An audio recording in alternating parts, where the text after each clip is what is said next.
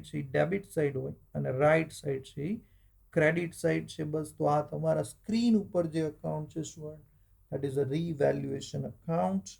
ચાલો, એમાં અત્યારે તો બધી બેઝિક એન્ટ્રી મેં બધી લખી નાખી છે. એક બે એન્ટ્રી આગળ જતા કદાચ આમાં એડ માઇનસ થઈ શકે. અત્યારે આ એક સ્ટાન્ડર્ડ ફોર્મેટ છે એ આપણે બધાએ યાદ રાખી લેવાનું છે. ચાલો, હવે આ રિવેલ્યુએશન અકાઉન્ટ જે છે એમાં તમારે શું રેકોર્ડ અને કઈ બાજુ કરવું, તો એનું ડિસ્કશન કરી લઈએ student.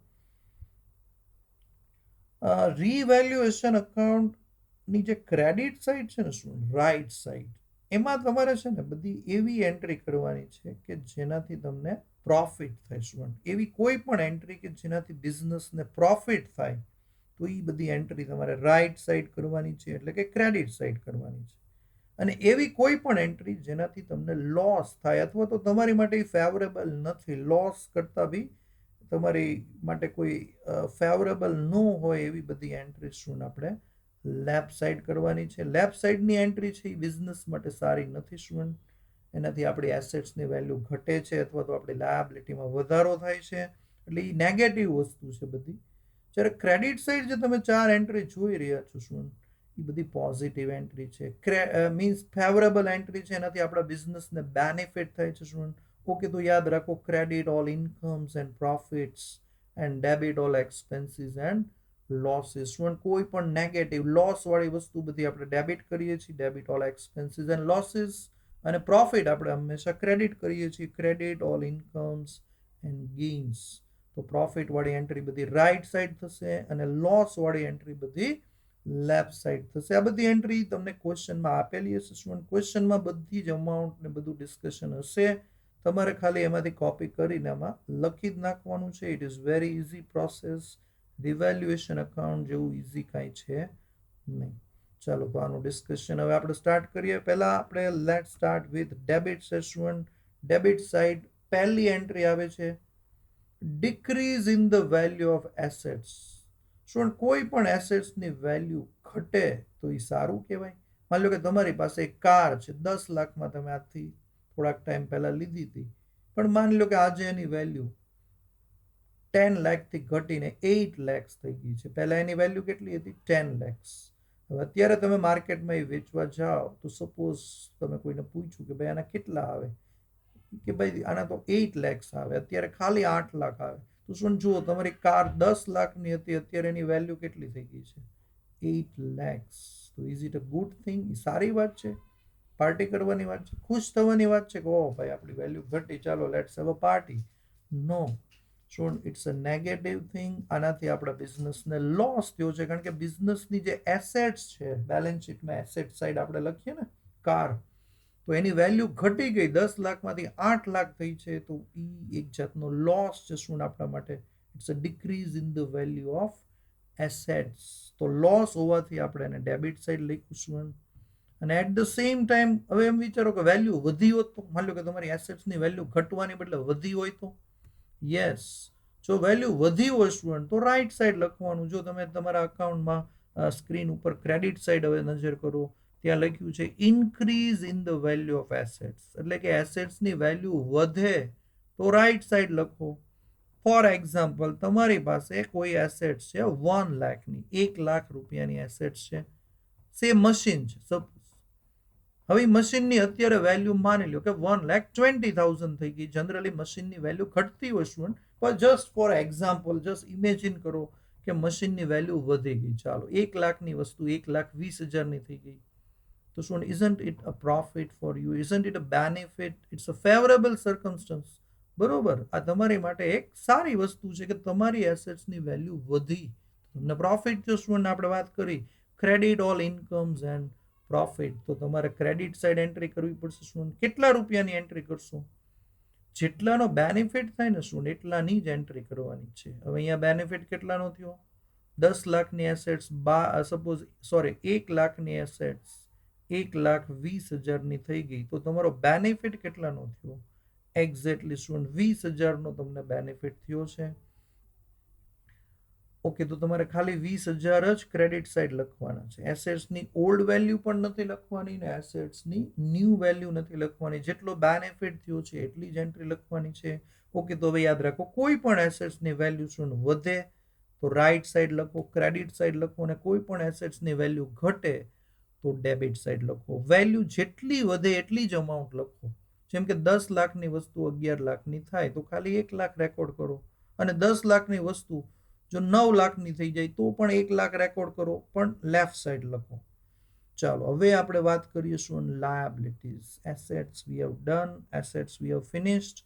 Now the second thing is liability. Student, gem, every coin has two sides and every balance sheet has two sides. Means there is one asset side and one liability side.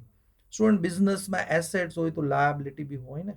Yes, તો લાયબિલિટીની વેલ્યુમાં પણ changes આવ્યા કરે. શું ક્યારેક liability વધે તો ક્યારેક લાયબિલિટી ઘટે. ચાલો હવે ઇમેજિન કરો કે તમારી લાયબિલિટી વધી ગઈ. ચાલો સપોઝ મારે કોઈને 10 લાખ રૂપિયા દેવાના છે. સપોઝ મેં લોન લીધી 10 લાખ રૂપિયાની, બરોબર. ઓકે, પણ માની લો કે મેં એના ઇન્સ્ટોલમેન્ટ ભરવામાં લેટ કર્યું, ડીલે કર્યું, અને એ લોકોએ મારી ઉપર પેનલ્ટી લગાડી કે નહીં ભાઈ તમે રેગ્યુલરલી પે નથી કરતા ઇન્સ્ટોલમેન્ટ, ચાલો તમારી પાસેથી એક્સ્ટ્રા પૈસા હવે લેવામાં આવે છે. ઓકે, તો મારી લોન જે 10 લાખની હતી હવે વધી ગઈ, સ્ટુડન્ટ મારે વધારે પૈસા દેવા પડશે. તો it's increase in the liability. લાયબિલિટીમાં વધારો થયો સ્ટુડન્ટ. ચાલો કોઈ ક્રેડિટર પાસેથી મેં ગુડ્સ ઉધારમાં લીધો, એણે મને 1 મહિનાનો પીરિયડ આપ્યો કે ભાઈ 1 મહિનામાં તમે પૈસા આપી દેજો. હવે હું 1 મહિનામાં ન દેવા ગયું, લોકડાઉન થઈ ગયું, ચાલો બધું બંધ થઈ ગયું. તો હવે ક્રેડિટરે મારી ઉપર પેનલ્ટી લગાડી કે ભાઈ મેં તમને 1 મહિનાનો ટાઈમ આપ્યો હતો પણ તમે 1 મહિનામાં મારા પૈસા નથી આપ્યા તો તમારે મને 10% એક્સ્ટ્રા આપવા પડશે. સપોઝ તો શું it's a increase in the liability. મારી લાયબિલિટી વધી ગઈ. સપોઝ મારે 10,000 દેવાના હતા, હવે મારી પાસેથી 12,000 માંગે છે કે give me 12,000. So how much more I am suppose to pay? Yes, 2,000. 2,000 રૂપિયા શું મારા તો વધી ગયા. તો it's a increase in liability or decrease in liability? Yes, it's a increase in liability. મારી લાયબિલિટીમાં શું થયું સ્ટુડન્ટ? વધારો થયો. મારી લાયબિલિટી વધી ગઈ. એક્ઝેક્ટલી. તો સ્ટુડન્ટ અહીંયા જે આપણી લાયબિલિટી છે ઇન્ક્રીઝ થઈ ગઈ છે, તો ઇટ્સ અ લોસ. લાયબિલિટી વધવી કોઈ સારી વસ્તુ છે શું? નહીં. મારે કોઈને 10,000 દેવાના હોય ને હવે 12,000 દેવા પડે તો એ કઈ બિઝનેસ માટે સારી વસ્તુ છે, પોઝિટિવ વસ્તુ છે? નહીં. It's a negativity, it's a loss. બરોબર, એ કોઈ ફેવરેબલ વસ્તુ નથી સ્ટુડન્ટ. એનાથી આપણને લોસ થયો છે. અને મેં વાત કરી કે લોસ વાળી એન્ટ્રી બધી ક્યાં લખવાની છે? તમારે લેફ્ટ સાઈડ લખવાની છે સ્ટુડન્ટ. તો જો અહીંયા લેફ્ટ સાઈડ તમે જોઈ શકો છો, increase in the value of liability. પણ જો લાયબિલિટી ઘટી હોય તો સપોઝ મારે કોઈને 10,000 દેવાનો હોય, મને ડિસ્કાઉન્ટ આપે તો કે વાંધો નહીં, ચાલો 1,000 ઓછા આપજો, લાવો 9,000. એ સમજી જાય કે આપે તો સારું ભાઈ, છૂટા થાય આપણે. ઓકે, તો માની લો કે મારે મેહુલ સરને 10,000 રૂપિયા શું દેવાના છે, પણ મેહુલ સર એમ કે છે કે કાંઈ વાંધો નહીં, ચાલો 1,000 ઓછા આપો પણ લાવો. ચાલો તો 10,000 બદલે મેહુલ સરને મારે હવે કેટલા દેવાના છે?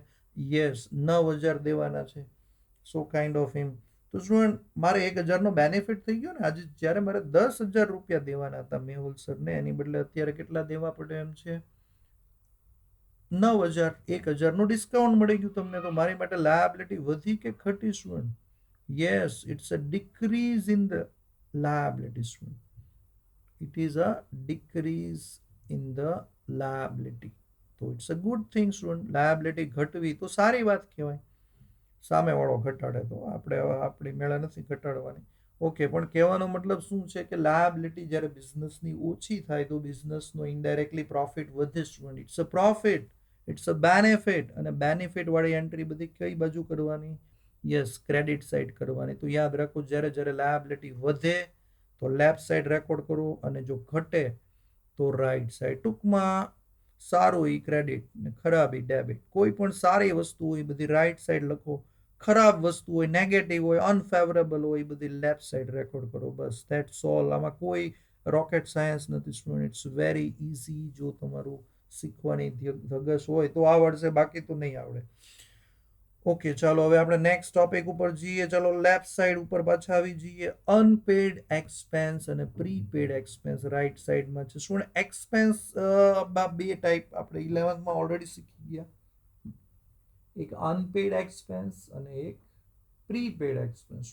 અનપેડ એક્સપેન્સ એ કોઈ સારી વસ્તુ નથી. શું કોઈને આપણે પૈસા દેવાના બાકી હોય, ફાઇનલ અકાઉન્ટમાં યાદ કરો એડજસ્ટમેન્ટ આવતો, ખબર, અનપેડ એક્સપેન્સ. તો એ આપણે ક્યાં લખતા? બેલેન્સ શીટમાં. એની બીજી ઇફેક્ટ, એક ઇફેક્ટ તો બરોબર છે આપણે પી એન્ડ એલમાં કે ટ્રેડિંગમાં આપતા, પણ I am talking about the second effect. Unpaid એક્સપેન્સની સેકન્ડ ઇફેક્ટ ક્યાં આપતા તમે?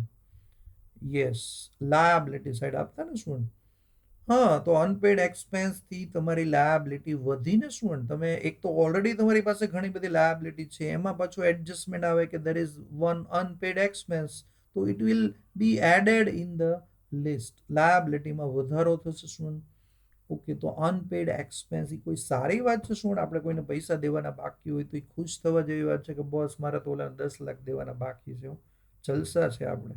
અરે ભાઈ, આ ટેન્શનની વાત છે, આ જલસાની વાત નથી. આ ન દેવા હોય તો અલગ વાત છે, તો સામેવાળા માટે ટેન્શન છે, પણ જનરલી સ્ટુડન્ટ આપણે અનપેડ એક્સપેન્સને બિઝનેસમાં એક લાયબિલિટી તરીકે જોવામાં આવે છે. ઇટ્સ અ લાયબિલિટી સ્ટુડન્ટ, બરોબર, ઇન્ક્રીઝ ઇન ધ લાયબિલિટી, કારણ કે ઓલરેડી તમારી પાસે ઘણી બધી લાયબિલિટી હોય છે ને એમાંય પાછા તમારે કોઈને પૈસા દેવાના બાકી હોય તો એક લાયબિલિટી વધી તમારી, બરોબર. ઓલરેડી 10 લાયબિલિટી હોય ને એમાં પાછું આ અનપેડ એક્સપેન્સ આવે તો એ 10માંથી 11 થઈ જાય સ્ટુડન્ટ. ઓકે, તો unpaid expense is a liability. તો સ્ટુડન્ટ, એ કોઈ સારી વાત નથી. It's not a beneficial thing, it's a negativity. થોડીક નેગેટિવ વસ્તુ છે બિઝનેસ માટે. આપણે કોઈને પૈસા આજે નહીં તો કાલ દેવા તો પડશે શું? તો એનાથી એક જાતનો લોસ ક્રિએટ થાય છે શું? It's increase in the liability. તો પછી એને લેફ્ટ સાઈડ આપણે રેકોર્ડ કરશું શું? ને એની સામે પ્રીપેડ હોય તો શું? It's a increase in the assets. Prepaid એક્સપેન્સને તમે કઈ બાજુ લખશો? એસેટ સાઈડ લખશો. તમારી પાસે આટલી બધી એસેટ્સ તો છે જ, એમાં એક વધી ગઈ, prepaid expense, it's a increase in the assets. Okay, તો પ્રીપેડ એક્સપેન્સ જે છે એ સારી વસ્તુ છે શું? બરોબર. પૈસા આપણે દઈ દીધા છે, હવે સામેવાળા પાસેથી આપણે સર્વિસીસ લેવાની છે શું? તો યાદ રાખો, પ્રીપેડ એક્સપેન્સની એન્ટ્રી આપણે રાઈટ સાઈડ કરશું, એટલે કે ક્રેડિટ સાઈડ કરશું. તો યાદ રાખો, અનપેડ એક્સપેન્સ એ ડેબિટ સાઈડ રેકોર્ડ થશે, બરોબર, કારણ કે એ એક લાયબિલિટી છે શું? જ્યારે પ્રીપેડ એક્સપેન્સ એ એસેટ્સ છે. Unpaid it's a negative thing, prepaid is a positive thing, unpaid is one type of loss, prepaid is one type of profit in the sense it's an increase in the assets. Okay, તો prepaid expenses જે છે એ યાદ રાખો, ગમે ત્યારે આનો entry આવે તો એ તમારે રાઈટ સાઈડ રેકોર્ડ કરવાની છે, અને જો અનપેડ એક્સપેન્સની એન્ટ્રી આવે તો લેફ્ટ સાઈડ રેકોર્ડ કરવાની છે. ઓકે, ચાલો. અમે બેલેન્સ શીટમાં જુઓ તમે, બેલેન્સ શીટમાં લેફ્ટ સાઈડ લાયબિલિટી હોય છે અને રાઈટ સાઈડ એસેટ્સ હોય છે. ચાલો, એવી રીતે ઇન્કમ તો આવડશે, આઈ થિંક જોતા જ ખ્યાલ આવી ગયો.